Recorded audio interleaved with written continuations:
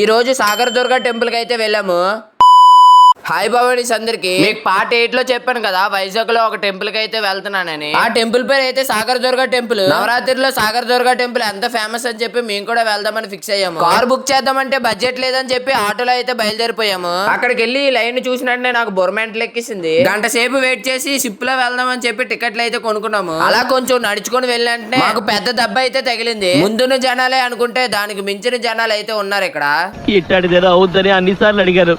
ఎక్కడికి వెళ్తున్నావు అని. ఈ జనాల్లోనే ఉండలేకపోతున్నాం అంటే ఒక పక్క నుంచి మా సూర్యుడు బ్రో అయితే చంపేస్తున్నాడు మమ్మల్ని. మొత్తానికి మా టర్న్ అయితే వచ్చింది. ఎంతో కష్టపడి మేమైతే షిప్ అయితే ఎక్కిసాము. మా వాళ్ళందరూ షిప్ ఎక్కినంటే ఎక్కడ పడిపోతారా అని చెప్పి భయంతో లైఫ్ జాకెట్లు అయితే వేసేసుకున్నారు. మా మాయబాబా నేను చూస్తుంటే నాకు చాలా బాధేస్తుంది. పాప మా లైఫ్ జాకెట్ వేసుకున్నందుకు అయితే చాలా కష్టపడుతున్నాడు. ఇప్పటికే వీడియోలు అంత అయిపోయిందని చెప్పి నెక్స్ట్ వీడియోలో మేము ఎలా దర్శనం చేసుకున్నానో చూపిస్తాను. అందుకే నెక్స్ట్ వీడియో మిస్ అవ్వకుండా చూడండి. నా కంటెంట్ నచ్చినట్టయితే సబ్స్క్రైబ్ చేసుకోండి.